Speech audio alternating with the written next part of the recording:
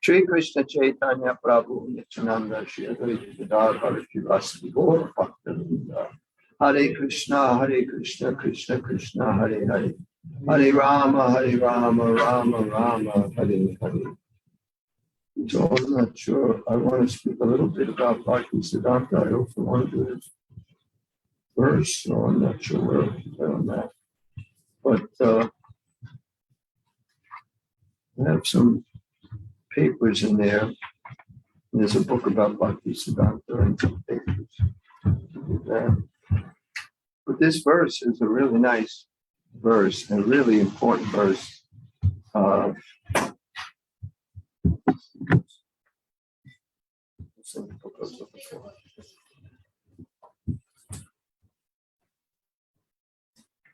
Got the right paper, so I know it's a used book. Put it over here for now.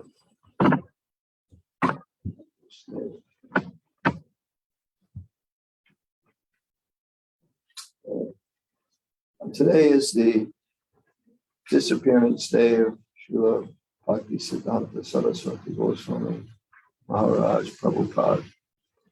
Srila Prabhupada, our Srila Prabhupada, Bhaktivedanta Swami Srila Prabhupada's Guru Maharaj. And we should learn a lot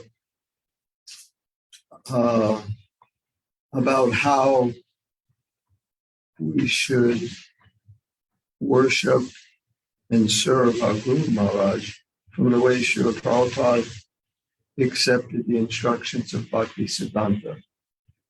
That actually has a lot to do with this verse also, because this verse mainly deals with faith. Our Srila Prabhupada didn't want to go and see Bhaktisiddhanta when he didn't know anything about him, but he knew there was a saintly person, supposedly, and Srila Prabhupada, our Prabhupada, seen so many people who claim that they're saintly people and they're not very saintly people. So he wasn't eager to go see this person. And his friend, what's his name, Narendra, he pushed him so much. He said he practically dragged me there to see Bhaktisiddhanta. And the reason they wanted, because they accepted Bhaktivedanta or Abhay Charan, they accepted him as a spiritual person, and he will be able to see if this is a genuine sadhu or not. So they really wanted his opinion about Bhaktisiddhanta Saraswati. So he finally went, and actually his friend did such an amazing service because of his friend insisting so much. This whole Krishna consciousness movement is here all around the world. Everyone's heard of Hare Krishna, which was a prediction that this movement or Krishna's name will be spread all over the world. So Narendra was an instrument for Krishna bringing Abhay Charan to see Bhaktisiddhanta. So on their very first meeting, Abhay Charan was very impressed. And he said, now Lord Chaitanya's mission, is what he said afterwards, is in the right hands. So he had met him this one time. He also asked him one question, because Abhay Charan was following the Gandhi nonviolence movement and had ideas of getting India free from the British. So he asked them, you're saying that this message is, can be spread all over around the world. Bhaktisiddhanta is saying this in the first meeting. And he even instructed him that you should preach this to the English-speaking people. Specifically told him on their very first meeting. Bhaktisiddhanta is not an ordinary person. He's a ray of Vishnu. He's completely spiritual. He has a physical body, but he's completely on a spiritual platform. So he can see Prabhupada, who he was, and what he's going to do. And he gave him that instruction in the very beginning. But Prabhupada didn't, it's all nice you're saying this, but who's going to listen to us? We're a country dominated by another country. We're like slaves to Britain. I mean, he probably didn't say those words, but this was what he was saying. And the gist of it was how nobody will listen to us. We can't even control our own country. Why would they listen to us about this? First, we have to become independent of the British. Then people might listen. And Bhaktisiddhanta's answer was that this message is transcendental. It has nothing to do with any external situations. Whether or not who's in charge doesn't make one bit of difference. This is a completely spiritual. And Prabhupada was, of course, really satisfied, happy to get defeated by Bhaktisiddhanta. So Prabhupada said that at that time he accepted him as his guru. He says not formally, but within his heart, he accepted him. And then just a few days before he left, he departed Bhaktisiddhanta. It was January 1st. We believe it's 5:30. I'm not 100% sure. 5:30 in the evening, right? Morning, 5:30 in the morning. And when he departed at 5:30 in the morning, all the clocks in the temple stopped at 5:30, exact time he departed. I mean, it's just shows that how Krishna, took him back, and now, it showed a lot of things, but we can see that this person is a genuine Mahabhagavat. This stuff like this doesn't normally happen. So, but just a few days before he departed, he sent our Bhaktivedanta Swami Prabhupada. He was Bhakti. I think was he Bhaktivedanta then, or did he became Bhaktivedanta after? I think after. This was in 1937. Yeah, but when he get initiated? Did he get a name? Okay. That was in 1932. So then he asked him, our Prabhupada asked Bhaktisiddhanta Prabhupada in a letter that your sannyasis and senior brahmacharis, and they all render so much service to you. And I'm a householder. I sometimes donate something, but what can I do to serve you? And Bhaktisiddhanta wrote back, I think, did he get the letter after he departed or before he departed? I don't know. We get the letter near the time he actually departed. But the letter says, again, same as the first instruction, is to preach to the English-speaking people. This would satisfy you, and I don't know what this would satisfy you. Did he say it would be a success or? Success, it would be good for you and it would be good for them, right? It would be good for you and for those you preach to. So he took that as his life and soul. So this instruction from his guru, he took it as his life and soul. And he, of course, did what he even he says that it was, he never imagined that this movement would grow so much. He thought maybe a few people who make disciples, but he'll make the effort. And that's what we have to do. We have to make the effort to please the Guru. So we say is the best disciple of Bhaktisiddhanta, because even the instruction given to Srila Prabhupada by Bhaktisiddhanta Prabhupada to preach to the English-speaking people. Some of his god brother says, he said that to him. He said it to so many of us. It's not like it's a special instruction for him, but nobody else did it. It's instruction. He's telling everybody, but nobody takes it seriously. 70 years old, and he felt he has to do what his guru instructed. He wasted enough time, and now he's got to do it because he's going to die, or just die trying to do it. 70-year-old, no money, no nothing, no support system whatsoever, but just faith in the words of his guru. This is how we should learn, how we should accept the instructions of our spiritual master. So he got these instructions, he took it to heart, and he came by the mercy of Bhaktisiddhanta. Even Prabhupada never took credit. He gave credit to Bhaktisiddhanta. He gave credit to Krishna.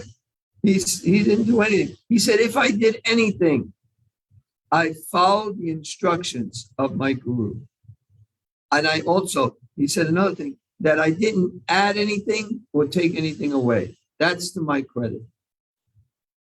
That he was able to give the message without adding anything or taking anything away. So he said that can be to his credit.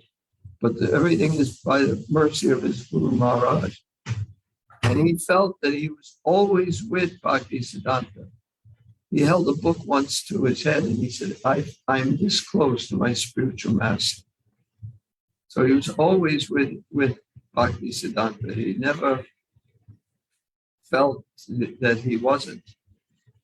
And that's how you associate with your Guru Maharaj, by following the instructions. And that kind of deals a little bit with this verse.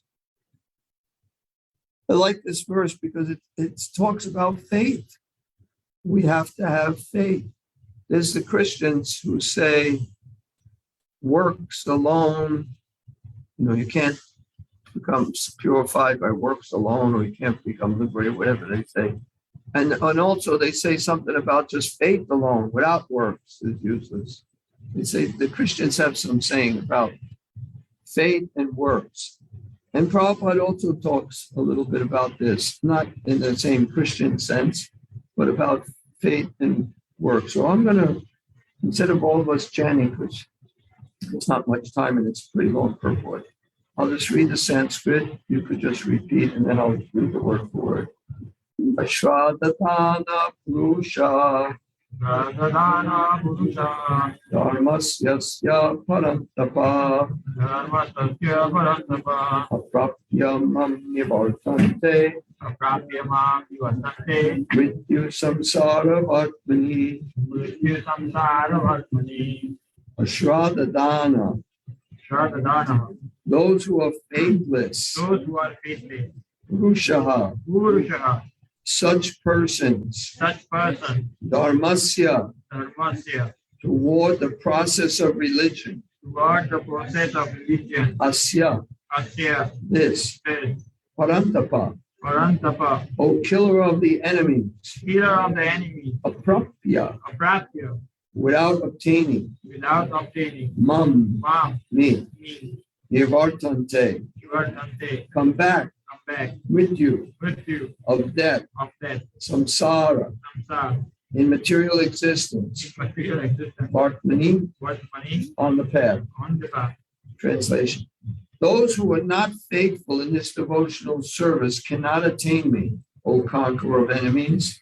Therefore, they return to the path of birth and death in this material world. Purport by Srila Prabhupada. The faithless cannot accomplished this process of devotional service. This is the purport of this verse. Faithless cannot. Now here, the next sentence. Faith is created by association with devotees. So this is how we develop our faith. How do I become stronger in Krishna consciousness? By associating with devotees. You develop your faith more and more. Unfortunately, people, even after hearing all the evidence of Vedic literature from great personalities, still have no faith in God. They are hesitant and cannot stay fixed in the devotional service of the Lord. Thus, faith is a most important factor for progress in Krishna consciousness. You have to have faith. If you don't have faith, it's like you're not going to stay doing it. Why are you doing it? So in the Chaitanya Charitamrita, it is said that faith is the complete conviction that simply by serving the Supreme Lord, Sri Krishna, one can achieve all perfection. So that's faith. That simply by serving Krishna, I can become perfect. It's also faith. Like when Prabhupada came here, when he wrote his prayers on the Jaladuta, when he arrived in Boston Harbor, he wrote it. He said that I don't have this, I don't have that, but I do have faith in the holy names. He had faith that the chanting of Hare Krishna can change people, even people who never heard of Hare Krishna. He had full faith in the chanting of the holy names. He certainly had full faith in serving the Lord. That's why he came here. He had no other reason to come here. Just like in MIT, when the students were challenging him, Indian students, and they say that you come here to you're just a beggar. You're begging.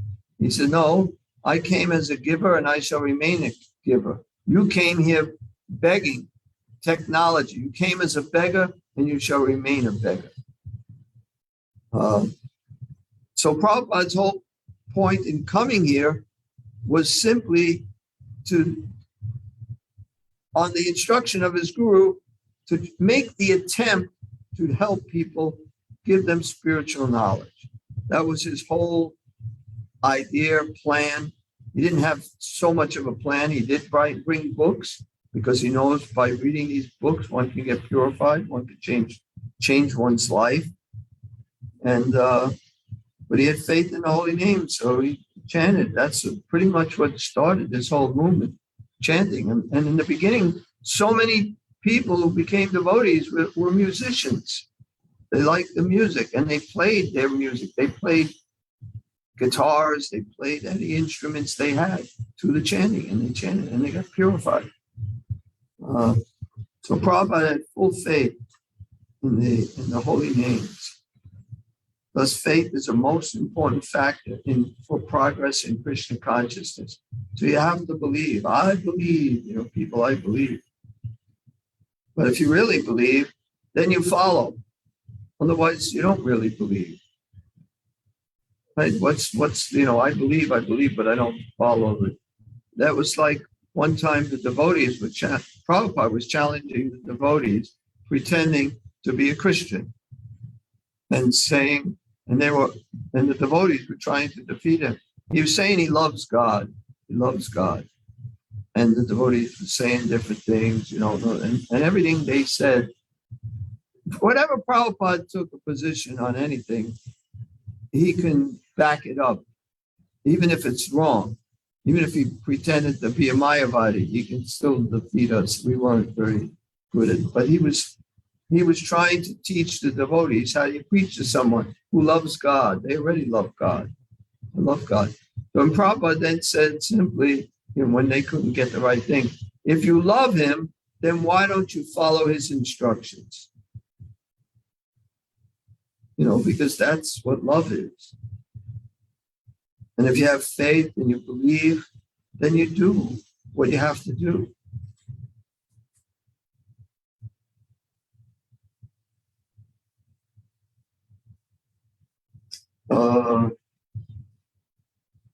It is said that faith is the complete conviction that simply by serving the Supreme Lord Sri Krishna, one can achieve all perfection. So you should be convinced of that. That's faith. You're going by faith. I believe it. Now, why do you believe it? It's not blind faith. There's a difference. Blind faith is you're just accepting without any knowledge. Blind faith is an example would be when Srila Prabhupada was in, I think it was Beverly Hills, somewhere in California, a very rich area. And he saw, some big house. Someday we will have a house like this for Krishna, And the devotees said, Jai, Srila Prabhupada, and it was a nice, beautiful car. Someday we'll have a car like this, Jai, Prabhupada. And while he's walking by, this big dogs just run to the gate, it's all fenced in, and start barking. And Prabhupada said, someday we will have dogs like this for Krishna. And the devotees, Jai, Srila Prabhupada. And then Srila Prabhupada said, what are we going to do with dogs? So we don't just accept blindly. He says something, we don't just Jai everything he says. It has to make sense. We have to have faith, has to be based on reality. So we have faith in Prabhupada because we do what he says, and we able to give up sense gratification. So it makes our faith stronger. We find that if Prabhupada, we accept what Bhagavad Gita, first of all, it makes perfect sense. And then we question it. And then our questions, we get really good logical answers. So it makes sense. And then if you apply it to your life, you start chanting Hare Krishna, you feel really good. So then our faith develops. But we have to have some faith in the beginning. And without faith, Krishna, why doesn't he just make us pure, make us devotee? No, we have to have faith. And another example of faith is in Chaitanya Lila,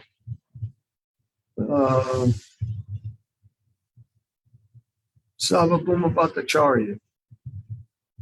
His brother-in-law, what's his brother-in-law's name? Gopinath, was saying our Lord Chaitanya is the Supreme Lord, but he didn't accept it. That's fine. But he kept asking, talked to him. He had conversations, and finally,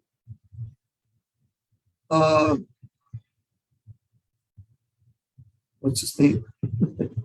Sarvabhauma Bhattacharya. Sarvabhauma Bhattacharya finally accepted that Lord Chaitanya was God. And then Lord Chaitanya revealed his Sadbhuj form with 6 arms, 2 arms playing flute, 2 arms with the thunder and the pot, and then Ramachandra with the bow and arrow. So he saw that form after he had faith. In other words, Krishna can show us and then we'll have faith. No, first you have to have faith, then he'll reveal himself to you. So, let's see. So that is called real faith, accepting that if we just serve Krishna, we'll achieve all perfection. That's real faith. As stated in the Srimad Bhagavatam, Yatataro mula nishe chanena tripyanti tat skanda ujo pasyarka pranopara pararachcha yatindriyanam tataiva sarvarvanam achutajeya. By giving water to the root of a tree, one satisfies its branches, twigs, and leaves. And by supplying food to the stomach, one satisfies all the senses of the body. Similarly, by engaging in the transcendental service of the Supreme Lord, one automatically satisfies all the demigods and all other living entities. So, just satisfying Krishna is satisfying everyone. I mean, you may not notice I just did this for Krishna, and you still seem pretty upset. But there's some benefit. So therefore, after reading Bhagavad Gita, one should promptly come to the conclusion of Bhagavad Gita. One should give up all other engagements and adopt the service of the Supreme Lord Krishna, the personality of Godhead. If one is convinced of this philosophy of life, that is faith. So you read Bhagavad Gita, you should immediately give up all other engagements and just surrender to Krishna. So even in this movement, in the beginning, this is what Prabhupada did this literally. You know, there was devotees who were going to college and they, you know, should we finish our college? No, just move into the temple. You know, everything, you just drop everything and just move in the temple. So, because this mission was so important to spread Krishna consciousness. Srila Prabhupada had only a few years here doing this. So we needed all the help. We don't have time to spend 6 months or a year somewhere doing something. And by that time, you may fall into Maya.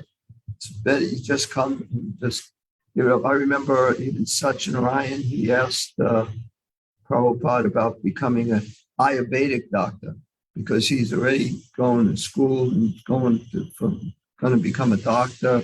And maybe he can just change to an Ayurvedic. Prabhupada says to be a spiritual doctor and get people, purified and get them out of this material world. And he didn't have them go and study Ayurveda.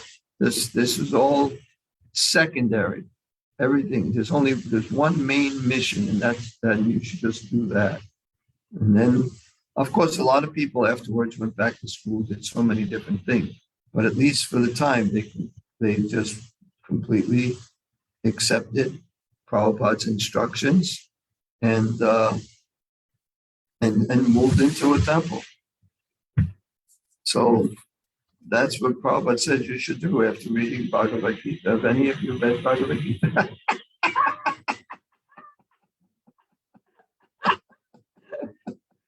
Did not finish it yet.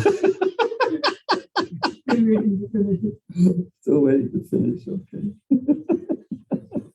I think I'll notice when you finish. Now, the development of that faith is the process of Krishna consciousness. There are 3 divisions of Krishna conscious men. In the third class are those who have no faith. Even if they are officially engaged in devotional service, they cannot achieve the highest perfectional stage. Most probably, they will slip after some time. They may become engaged, but because they haven't complete conviction and faith, it is very difficult for them to continue in Krishna consciousness. I see this with some people. Most devotees, I'm pretty sure that they get some signs from Krishna when they're surrendering that this is the right thing. So, because they have some faith, and then Krishna reassures them, and then they develop their faith even stronger. So there might be some people that they come, they see we're all doing this, they're all happy. At least it looks that way.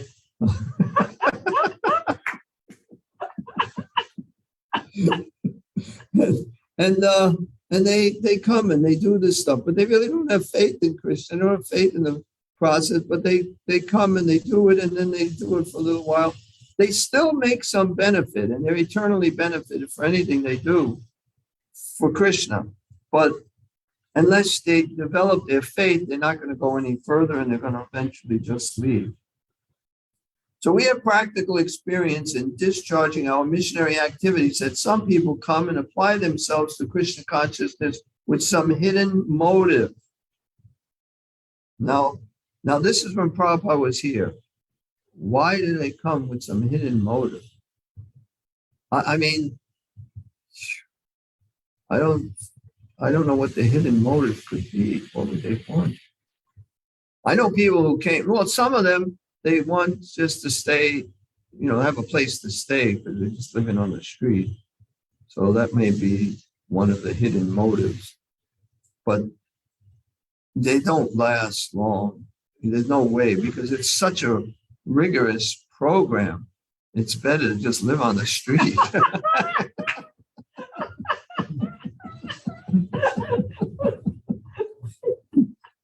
I mean, unless you have faith, unless you know, you believe, you accept. It's like, why would I do this? I'll just go out in the cold, sleep in my cardboard box as long as I want.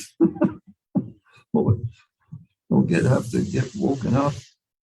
So we have practical experience. They come with some hidden motive, and as soon as they are economically a little well situated, they give up this process and take to their own ways again. So this might be because it's still economically. So it sounds like not people living in the temple, but when Prabhupada was here, pretty much everybody, you weren't a devotee unless you lived in the temple.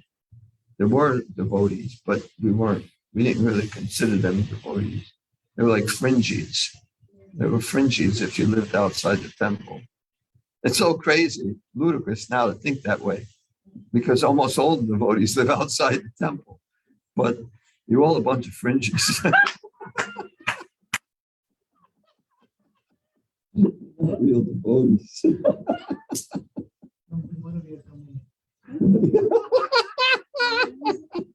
Tomorrow we are moving in.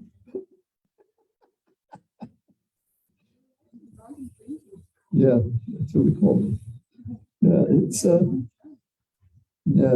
so it was different. So I don't know, but Prabhupada didn't see it like that, but he did see it because there was an Indian man. I remember he wanted to know, why do you have everybody move into the temple?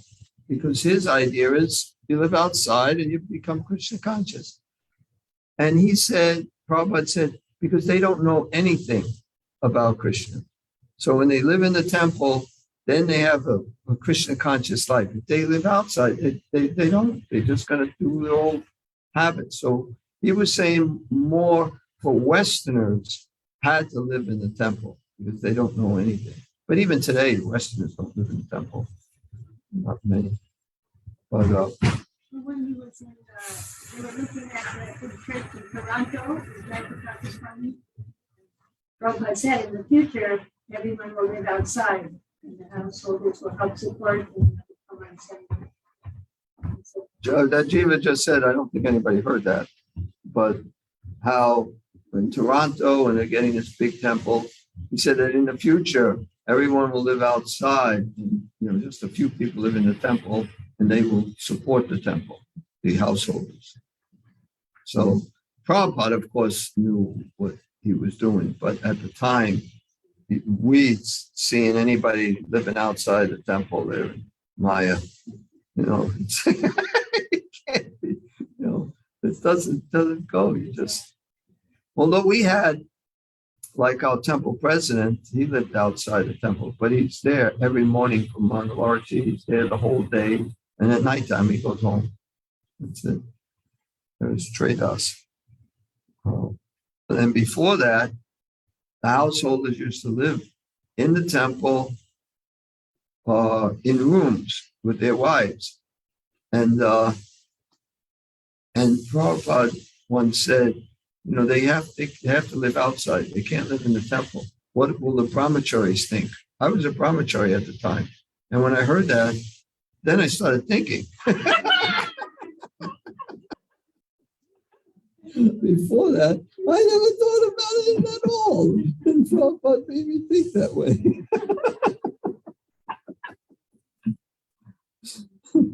So they had to move out and get jobs. Let's see.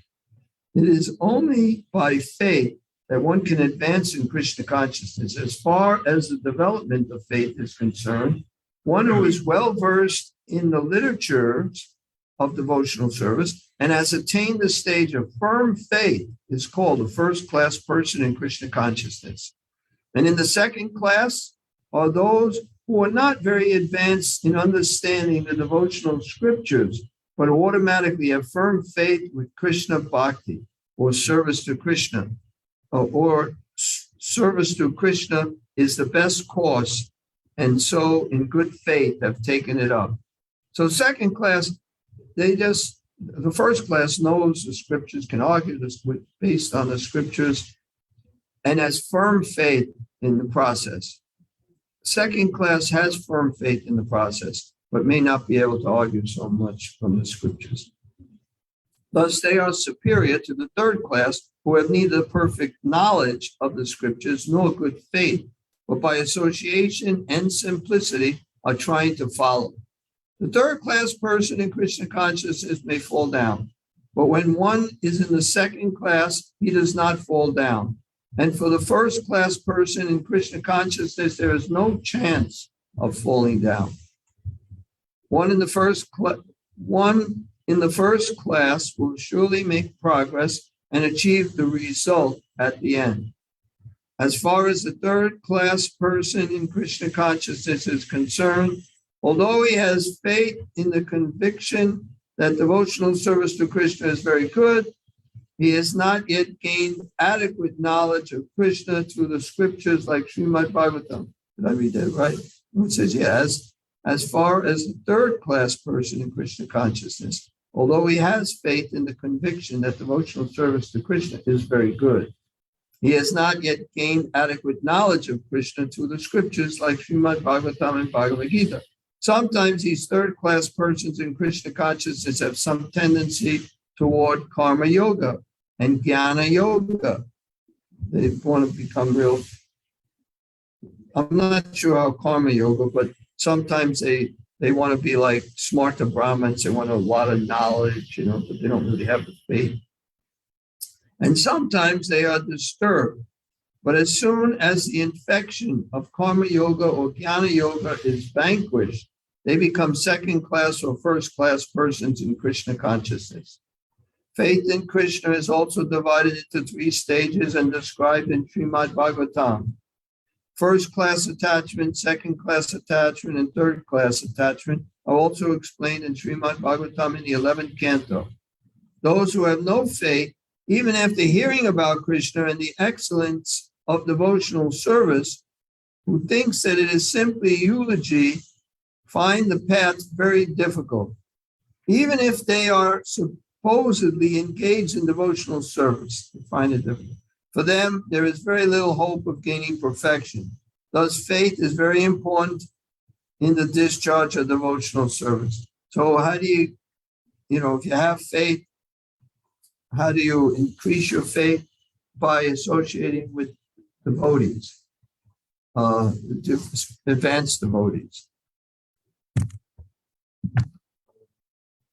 Also, when you're acting on the instructions and you have faith that by doing this will it's not just a good thing, but this will actually purify me.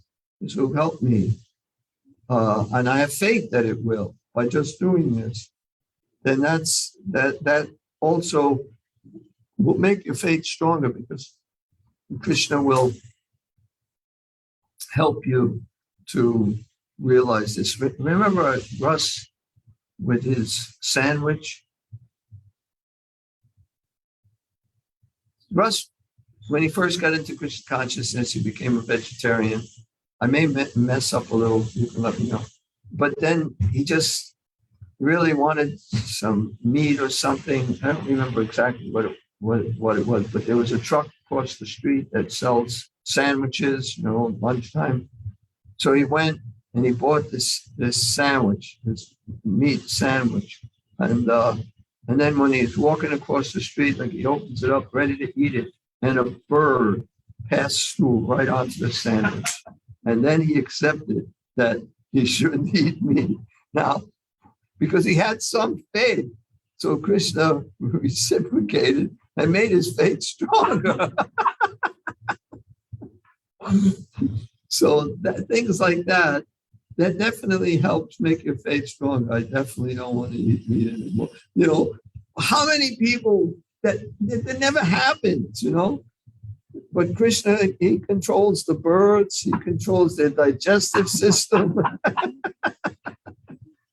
He controls when they pass and where they pass. And And he just happened to control it exactly on Russ's sandwich. So he went back to, he never ate meat after, he didn't eat it then, he didn't eat it after. So things like that make your faith stronger. That's just one example. But for devotees, there's so many different things that they've experienced, and that experience, Krishna does something, shows them something. There's some realization there, and that realization makes your faith stronger. You have to have some faith. If you don't have any faith, then you're not gonna, you're not gonna get the bird pass on your sandwich.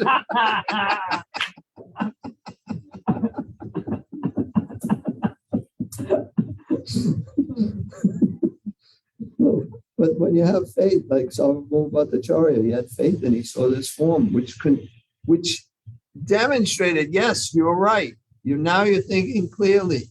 He reciprocated. Chaitanya Mahaprabhu reciprocated. And that's what it is. Krishna reciprocates with us when we have faith. We have faith that if I do this, if I do the right thing, then that's what I have to do, no matter what. Whether I get something or I don't get something doesn't matter, but I do it. And then Krishna confirms, yes, you're doing the right thing. So, I don't know what time it is. 10. 10 to, I see the 8. I don't see the other thing. Okay, it's the light. It really is. Oh yeah, I can see that. It's 11 too. See, I didn't have too much faith. There's another place, the definition of faith is unflinching trust in something sublime. Unflinching. I thought it was unalloyed, but unflinching. Okay. Unflinching trust. It's something sublime. Yes, it says that. And so we have to have trust in something sublime. I remember looking up sublime once. I don't really remember much what the definition was, but I always tell people, because we say chant Hare Krishna on the cards and your life will be sublime. And people would ask, what does that, what does it mean? So it'll be really nice, really cool. Really dope. What? Really dope. Really dope. Well, I didn't say that. That's new. So anyone have any questions? Yes. So, first question: what are the best way to honor one Param Guru and Param Guru? Like for us, Srila Bhaktisiddhanta Saraswati Thakur Maharaj is Guru of Param Guru. Right. What is Grand. grand? What's the ideal way to honor either on disappearance? Well, the way to honor is just to follow the instructions. That's the best way to honor them. You have something, Jiva?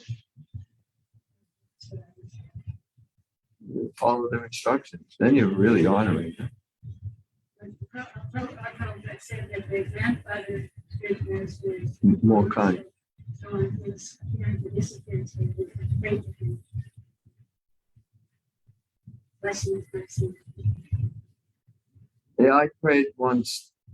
It didn't work. I had the opportunity, and this was in Brooklyn Temple. Prabhupada was giving class, and I'm outside the temple room watching Prabhupada because the temple room was fully packed. So the devotees outside. But it's the doorway not far from Prabhupada. And then this very nice devotee, Nabatweet Das. I think he's in California now. That's what I heard. I'm not sure. But I knew a lot of the devotees. They knew me because I was from the Boston Temple, but I worked every day for 3 months at the press in Brooklyn before I actually moved into the temple. So I wasn't a real devotee then, even though I was chanting 16 rounds a day, following the regulated principles, going every day morning and staying all evening until a Harinam, going on Harinam in the evening on 42nd Street. And then the buses, the vans come pick up the devotees, and then I go on the subway and go home. So I wasn't a devotee. The way I looked at it, They're devotees because they live in the temple. I'm not the devotee. But so because of that, they knew me in New York. Even though I joined in Boston, I would have joined in New York, but for family, I wanted to get further away. So he gave me Prabhupada's slippers to put on Prabhupada's feet when he comes out. Oh, I mean, it was wonderful that he gave me them. And I remember, but my mind, I was so bad. I was just thinking, oh my God, this is wonderful. Wait till the Boston devotees find this out. I can't believe they're going to, so I was just, my mind was going like that. So then what I did was I decided, I got to be careful. Something's going to go wrong. So I prayed to Bhaktisiddhanta, please help me to do this right. Please help me to do this right. And it didn't work.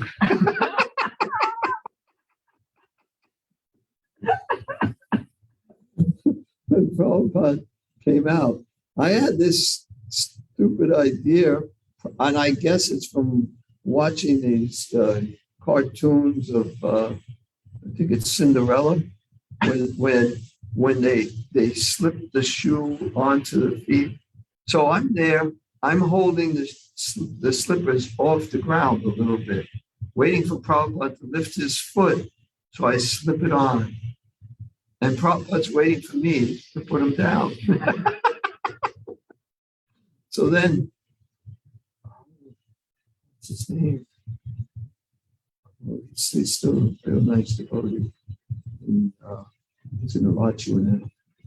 Kirtiraj says, put him down. And then I realized, and I put him down, and I held it. Prabhupada put his feet in, and then Prabhupada walked away. And I just offered my obeisances. I never wanted to get up ever again because I was like, what an idiot. And I never told anyone ever about this until many years after Prabhupada had left the planet. So I never got to talk to the boss. So it worked out okay because I didn't go around bragging, which I would have been doing. So Bhaktisiddhanta did help so that not in the way I wanted, but by me doing that stupid thing, I never told anyone until many years later, after Prabhupada already left the planet, years after that. So I didn't get to tell anybody in Boston what I had done. But the way I look at it now, I still did it, so I'm happy I did it. And it's really good. You get puffed up, you get proud, and then I realized I was getting like that, so therefore I prayed to Bhaktisiddhanta, who was more merciful. And he was.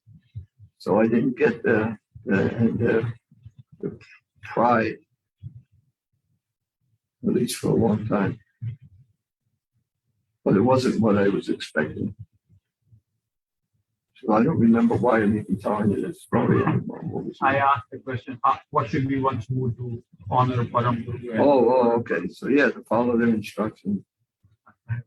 Yes.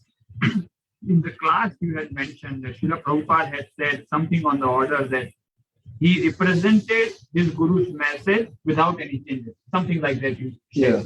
So I apologize, but I just want to understand. In our ISKCON, Srila Prabhupada's books has been modified.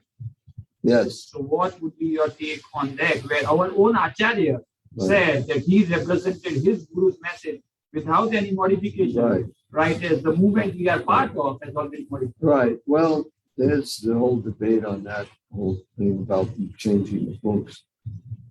I mean, I have my personal opinion. I think they made too many changes. That's what I think. But Prabhupada did allow the devotees to make changes so that it's more accurate.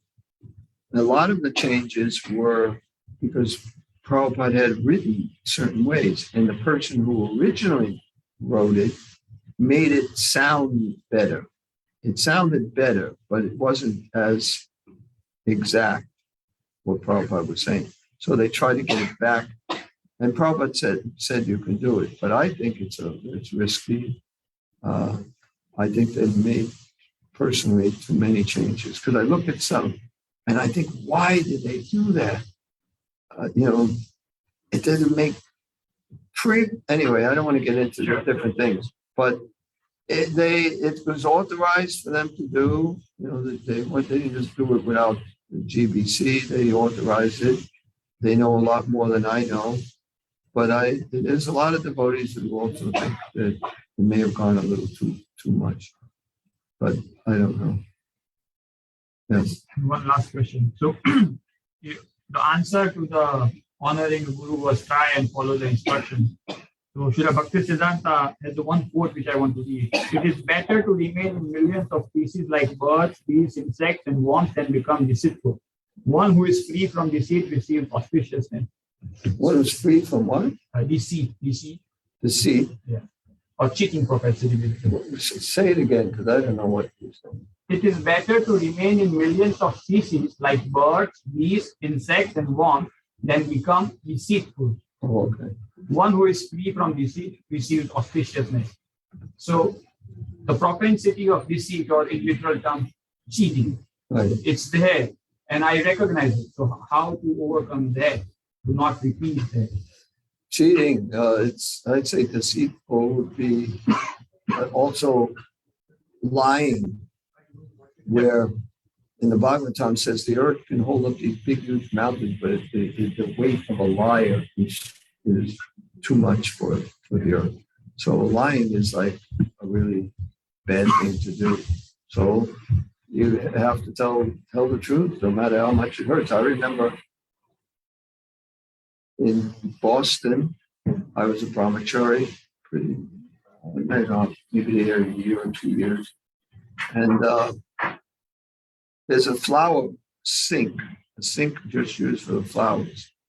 And this devotee was chastised by the temple president because he used that sink to wash his hands after prasadam.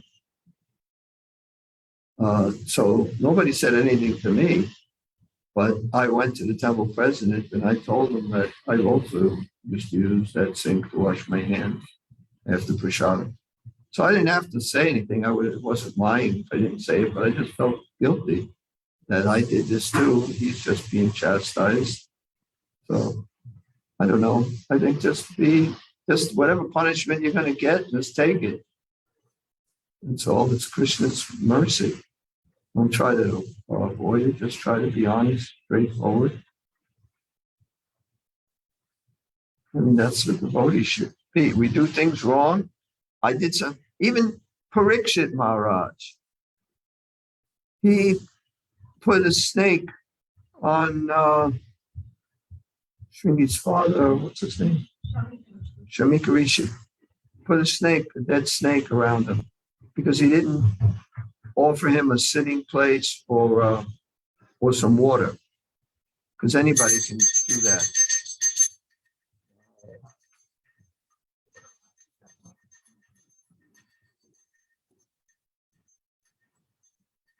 So after he put the snake around him and he left, he thought, was he really in trance, or was he just feigning trance, just pretending to be in trance, just so he doesn't have?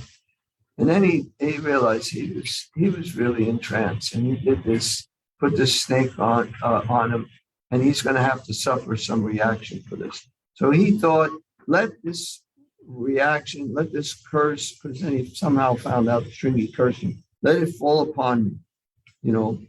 Let me just take it and get it. And that's death. I'll take it because I did something wrong. That's the reaction I'm getting. So that's the way a devotee is supposed to be. That's even death. Nobody has to die. So somebody may get upset with you for this or that. But he was wrong. And he had the power to counteract it. He didn't have to accept that curse, but he accepted it because this is what a devotee thinks, that it's coming from Krishna. Everything that's happening is coming from Krishna. So Krishna is giving this to me, I'll accept it, even death.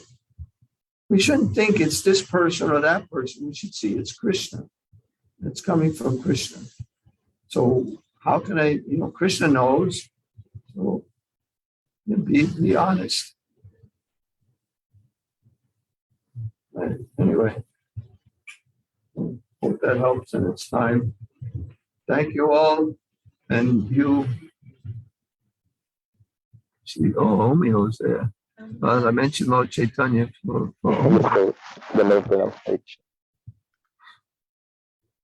Okay, anyway, few devotees. Thank you so much. Hare Krishna, glories to Srila Prabhupada. Glories to Goswami Maharaj. Jai.